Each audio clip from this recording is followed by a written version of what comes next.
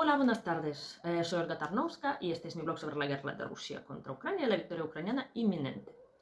Voy a hablar un poquito sobre el ataque que hizo Rusia el sábado, día 19, a la ciudad de Chernihiv. Vale, el misil estaba dirigido al teatro, donde hubo una exposición de drones, pero programado para explotar en el aire y hacer daño máximo pues con esa onda explosiva terrible y con todos los restos que estarían esparcidos por todo el centro de la ciudad. Era una fiesta religiosa, estaba cerca una catedral a donde la gente fue con ofrendas para bendecir la comida, 10:30 de la mañana, entonces muchísima gente paseando por el parque. En total, 181 personas fueron heridas y pues según los últimos datos, yo creo que eran 9 personas fallecidas, entre ellos una niña de 6 años. Vale, entonces todos los que estaban dentro del teatro bajaron al refugio y dicen que fallecieron básicamente los transeúntes y las personas que iban en los coches. Con lo cual Rusia deliberadamente dirigió este ataque a la población civil de una ciudad civil. ¿Por qué lo cuento? Porque en las redes sociales rusas aparecieron muchas imágenes de los heridos que se quedaron en las calles de Chernihiv con los mensajitos de risa de los fuegos artificiales de Chernihiv, etcétera, etcétera. Entonces a ellos les produce muchísima risa que se mueran los civiles en una ciudad en pleno sábado en una fiesta religiosa que ellos también celebran, me imagino. Vale. Muchas veces a nosotros, a mí, me culparon muchas veces por transpirar el odio a los rusos. Yo creo que no merecen mi odio, ¿vale? Porque yo los considero infrahumanos. Porque una persona humana no puede alegrarse viendo un cuerpo despedazado de un niño en la calle. No, no, no me cuadra, ¿vale? Y también cuando estamos hablando de los rusos buenos, y yo os digo que no hay, porque es como mucha mierda y ahí alguna molécula buena puede haber, pero muy poca, y tú no vas a escarbar en toda esa mierda para encontrar esa gotita de la bondad, ¿vale? Entonces es un país enfermo, intoxicado, que tiene que desintegrarse y que tiene que curarse, tratarse durante varias generaciones, ¿eh? Porque incluso los militares a los que detenemos, los que se entregan, muchos de ellos se entregan voluntariamente a las fuerzas ucranianas, el 90% de esas personas no están arrepentidas de lo que están haciendo, de matar a los civiles, de destruir las ciudades y un país vecino, y país hermano. Con lo cual, pensar que eventualmente ellos se arrepentirán o levantarán una revuelta contra el régimen de Putin es inocente, por no usar otra palabra. ¿Vale? Puede ser una revuelta incluso para empeorar la situación, ¿no? Para poner algún general de turno de los servicios de seguridad para intensificar esta guerra. Bien, entonces, me complace mucho enterarme de que ayer, como se dice, se estrelló en las mejores tradiciones de Roscosmos un cohete Luna 25. Entonces, Roscosmos, la agencia espacial rusa, llevaba casi 50 años preparando su segunda misión a la Luna.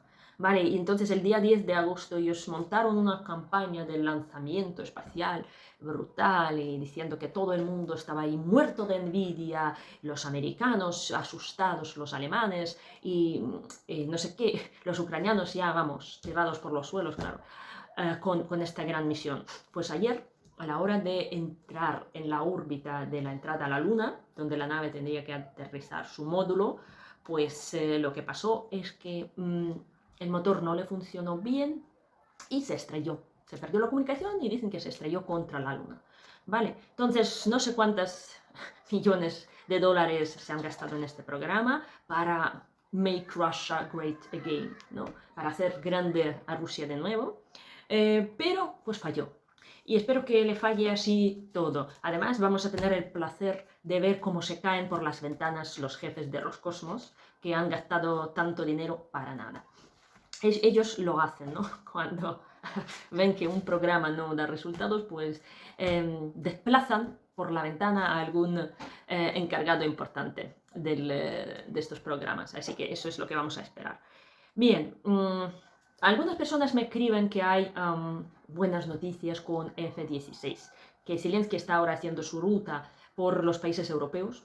Por lo visto se está dando cuenta que los países europeos son más propensos de considerar esa guerra importante y considerar la opción de terminarla rápido, ¿vale? Como yo os he dicho muchas veces, la administración de Biden no lo tiene en mente. Biden lo que teme es que Rusia se desintegre y que China se quede con una parte buena de Rusia y se fortalezca. Entonces, sin embargo, los países europeos se han dado cuenta y se están dando cuenta que esta guerra les toma muy de cerca y que Rusia realmente es una amenaza a estos países. ¿Vale? Entonces, su ayuda a Ucrania es una inversión en su propia seguridad. Yo espero que este concepto vaya echando raíces en todos los gobiernos. La primera ministra de Dinamarca nos prometió 19 F-16 y de los Países Bajos nos prometieron 42. ¿Vale? Por cierto, la de Dinamarca vino aquí con Pedro Sánchez, que también nos prometió su ayuda incondicional, pero todavía no se ha plasmado en los F-16. Bueno, entonces la cuestión es, ¿cuándo? ¿Vale? Porque si a Ucrania le dan todo lo que pide, Ucrania igual derrota a Rusia y termina esta guerra. Eso yo lo he dicho desde el primer día, ¿no? Desde el primer día que necesitamos armas, más armas y más armas. Y entonces podéis contar con nuestra eficacia. Pero nosotros hemos recibido, según los cálculos de los expertos, apenas 10% de todo el armamento necesario. Y en esos 10% no entran ni siquiera los aviones que son indispensables para una ofensiva. Entonces, no hay cómo, ¿vale? No hay cómo hacer milagros. Ya hemos hecho un milagro de resistir durante tanto tiempo contra el segundo mayor ejército del mundo. Estamos haciendo nuestros pequeños milagros, como los ataques a Moscú, como la destrucción de los aviones de bombardeo Tu-22, que pasó ayer en un aeródromo de Novgorod, que se llama Solts. Y ahí hubo un incendio tremendo, ayer o antes de ayer, a veces yo me confundo, pero fue estos días, ¿no? Y yo todavía no he hablado de ello. Entonces ellos han dicho que hubo daños menores a un avión, pero vemos que un avión se quemó por completo y fue dañado otro avión. Y además se dañó una parte de la base porque se inflamó el combustible. Con lo cual es posible que este aeródromo, que es responsable de bombardearnos, quedará fuera del juego y ellos retiraron sus aviones a los sitios más lejanos, como detrás de del Cáucaso, a donde todavía no hemos llegado, pero llegaremos. Vale, entonces este ataque destruyó dos aviones por primera vez, dos aviones estratégicos, ¿no? Porque son los aviones que pueden llevar armas nucleares, son los aviones que solo fabrican dos países del mundo, la URSS, que Rusia heredó estas tecnologías, y los Estados Unidos. ¿Vale? El resto de aviones, los cazas, los de los bombardeos, son los aviones tácticos. ¿Vale? Yo no soy muy especialista, pero simplemente os digo que el hecho de destruir estos aviones que Rusia ya no fabrica, desde el año 94, creo que el último fue fabricado ahí, es importante, ¿vale? Si destruimos todos los aviones con los que Rusia puede lanzar misiles nucleares, perfecto, no habrá guerra nuclear, a no ser que nos lancen algún misil con algún otro arma, pero por lo menos con los aviones de este tipo, no. Vale, entonces, como no hay términos de entrega del F-16, yo no me pongo eufórica. Yo hasta que aterrice el avión con un piloto ucraniano o extranjero, un legionario, aquí en Ucrania, a mí que me cuenten los cuentos chinos, ¿vale? Porque estamos con lo de los aviones F-16 hasta la coronilla, ¿no? Que nos prometen, luego no se hace, luego, es que no hablan inglés los pilotos, es que no hablan chino, no capuchino, entonces se inventan cualquier cosa para no darnos lo que necesitamos. No lo digo, yo no quiero que me malinterpretéis, ¿no? Yo simplemente os estoy poniendo con las patas en la tierra, ¿no? Viendo la realidad, ¿no? Que a la administración de Biden, por algún motivo, esa guerra con la victoria de Ucrania no le interesa. Vale, sí, ellos están dispuestos a financiar la guerra, a financiar Ucrania mientras dure, mandar algunas cosas y todo eso, pero les asusta, ¿no? Que la caída de Rusia puede potenciar a China. Y es un miedo muy grande. Y entendemos que cada país puede tener sus preferencias y sus miedos. Aquí vamos a rezar que los países europeos pues se hagan piña para ayudarnos, porque no hay términos de entrega todavía de F-16, no sabemos qué cantidad vamos a recibir, porque muchos de estos aviones pueden ser no operativos, ¿vale? La cantidad probablemente sea menor. Los aviones Gripen, los suecos, que también están en disposición, pero de estos ni se ha hablado todavía, ¿vale? Zelensky pasó por ahí, los vio, son aviones muy cómodos para Ucrania porque están... son más ligeros, más pequeños, tienen más maniobra en situaciones, digamos, de guerra no convencional, cuando tienen que despegar de una carretera. Digamos, son aviones que siempre han tomado como enemigo principal a Rusia y los sistemas que existen en Rusia. Pero también con la entrega de aviones se tienen que entregar algunos sistemas de radiolocación y comunicaciones de larga distancia que usa OTAN y son bastante secretos. Y este es uno de los riesgos porque todavía no, y razones, ¿no? Porque todavía no hay estos aviones en Ucrania. Vale. ¿Qué más? Rusia, por supuesto, también tiene alguna baja en su aviación. De los cazas Su-34 y Su-25 se han perdido a lo mejor 20%, más de 100, y algunos Su-35, pero pocos. Con lo cual Rusia tiene todavía mucha aviación y además China le manda helicópteros. Dicen que los helicópteros también podrían ser una opción para Ucrania. ¿Vale? Como no nos dan los aviones, pues lo que sea que vuele y que puede ser usado como una plataforma para colgar y disparar misiles. Un helicóptero, por supuesto, tiene su limitación, pero nos sirve, o sea, nos sirve cualquier cosa. Bien, entonces, ¿qué más? El frente ucraniano, ¿no? Los rusos están... Y los rusos también aprenden en esa guerra, ¿vale? Tal vez el Shoigu y Gerasimov son los que menos, porque están en sus despachos y están muy apavorados con todos los golpes del Estado, pero los que están en el campo también aprenden cosas. Y la estrategia que han elegido en la región de Kharkiv, en Kupiansk, donde han concentrado a más de 100.000 personas y unas centenas de tanques, pues está dando sus frutos, porque incluso si usan a mucha gente, por cierto ya han vuelto a usar a los ex convictos, pero esta vez ya no pertenecen a los Wagneritas, sino al ejército regular, incluso así a Ucrania le cuesta mucho, igual que en Bakhmut, ¿vale? Están usando la misma técnica que en Bakhmut, pero no tienen tanta artillería como en Bakhmut. Así que están ahí atacando y Ucrania tiene que aguantar aquel ataque en vez de avanzar en el sur. Bien, ¿qué más?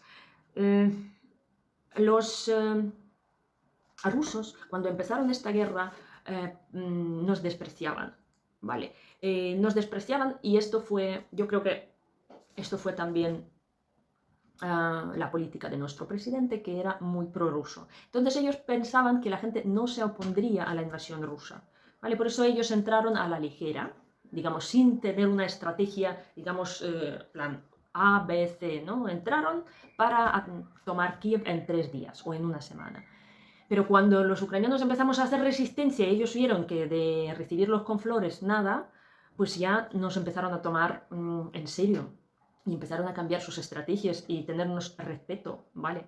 Y entonces ya, claro, ellos cambiaron muchas tácticas y luchan contra nosotros ya tomando como un enemigo muy serio. Entonces, ¿qué más? En el sur de Ucrania, en las zonas de Kherson, es donde Ucrania tiene sus operaciones, pero en forma de incursiones. Tenemos como una franja de 15 kilómetros donde Ucrania tiene sus plataformas y todavía no tenemos una plataforma, digamos, fija, aunque algunas ya a lo mejor estamos aguantando durante 3 semanas o casi un mes, pero todavía no podemos decir que ya tenemos una plataforma de contraataque en la orilla izquierda. Pero estamos continuamente haciendo, incluso con los barcos, grupos de sabotaje, o sea, los rusos no pueden dormir ahí tranquilos, siempre hay mucha movida. Y esto, por cierto, son antiguas tierras cozacas. ¿Vale? Los cosacos ucranianos tenían sus fortalezas, pero cuando había mucha invasión por parte de los turcos, polacos o rusos, ellos se escondían justo así a lo largo de la delta del Dnipro, en aquella zona, y con barquitos que se llamaban gaviotas, pues hacían incursiones al enemigo, incluso a veces contraatacaban cuando se juntaban. Entonces estamos repitiendo, la historia se repite, ¿vale? De hecho, esas gaviotas, en el siglo creo que 9 o 10, al principio de 10, llegaron a Constantinopla y estaban a punto de tomar la capital del Imperio Bizancio, que luego nos pagó un tributo. Con lo cual, este tipo de barquitos son nuestra fuerza. Y ahora se han transformado en drones marítimos. Mira por dónde. Que también son bastante peligrosos para los barcos rusos. Bien.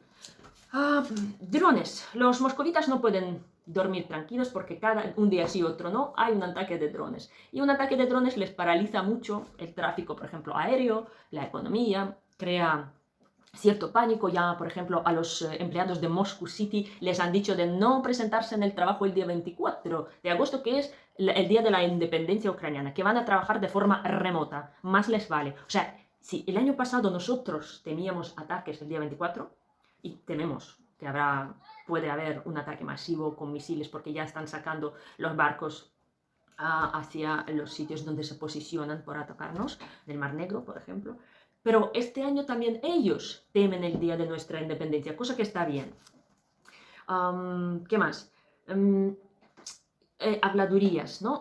Ya os he dicho que hay una campaña rusa promovida por Washington Post y el New York Times, que son periódicos de la izquierda, los periódicos de Biden, que ellos están ya hablando de que hay un empate militar, que hay que sentarse, que no tiene sentido, ya que no podemos movernos, ya que la línea del frente sigue más o menos la misma, pues hay que sentarse, negociar, que no tiene sentido financiar esa guerra y más muertes. Esa es la narrativa rusa, ¿vale? Y es curioso porque muchas veces la gente piensa que Rusia hace este tipo de narrativa, pero los planes rusos están totalmente claros. Tenemos a Medvedev que los está verbalizando. Nosotros decimos lo que el borracho Medvedev tiene en la boca, Putin tiene en la mente. Vale, y Medvedev lo dejó claro, ahora la guerra es para destruir Ucrania, y hasta que Rusia no destruya Ucrania, esta guerra no va a parar. Y porque es una guerra para ellos y para nosotros existencial, pues ellos están dispuestos a estar años y años destruyéndonos. Y creen que se cansará más el mundo civilizado que ellos con esta guerra. Entonces, cuando hablamos de negociaciones, pues simplemente leyendo esto y entendiendo esto, pues hay que saber que no están dispuestos a negociar nada, ¿vale? Por mucho que lo promuevan como una estrategia para recuperar fuerzas y bloquear al frente ucraniano, pues también declaran sus intenciones verdaderas. Si no, hay que ir al bosque a buscar, lo dicen abiertamente. Bien, entonces, ¿qué más? Tenemos... claro, porque antes la narrativa era que Rusia ganará esa guerra sí o sí, pero después de las campañas del otoño pasado de Kharkiv y Gerson ya no cuadra esto. Pero el empate militar le parece fantástico a muchísima gente, ¿vale? Y muchos periódicos reiteran esta idea y yo os he dicho que la vais a escuchar. Uy, me he enrollado. Vale, entonces aluden a la guerra coreana, a la Primera Guerra Mundial, cuando todo estaba lleno de trincheras, pero también se les olvida que esto es podría ser una Segunda Guerra Mundial, ¿no? Cuando, por ejemplo, al recuperar Italia, las batallas duraron 4 o 6 meses, pero luego todo el país cayó de golpe, ¿no? Entonces, y había varias batallas así, ¿no? Que eran muy duraderas y luego desploma. Entonces Ucrania cuenta con esto en su estrategia, que estamos ahora royendo como locos toda esa línea y todas esas fortificaciones que hemos permitido construir a Rusia. En este año y medio Rusia lo que ha hecho son kilómetros y miles de kilómetros de trincheras, porque no teníamos armas suficientes para impedírselo. Vale, entonces nuestra opción es esta, es hacer todo lo posible, y hacemos todo lo posible. Hacemos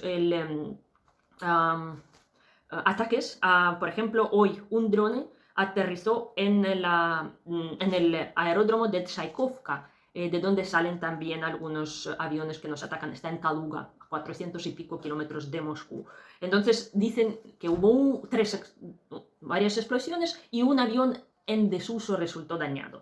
Yo creo que era al revés, un avión dañado resultó en desuso y espero que resulte para siempre. También se han escuchado los disparos en la ciudad rusa de Rostov, pero no se informa nada de momento de allí. Y también ha sido atacada la base militar en la ciudad ucraniana, un puerto de Berdyansk ocupado. ¿Vale? Entonces, más o menos estas son nuestras noticias de hoy. Os agradezco un like, una suscripción y un compartir el vídeo, que hay que subir las suscripciones. Venceremos.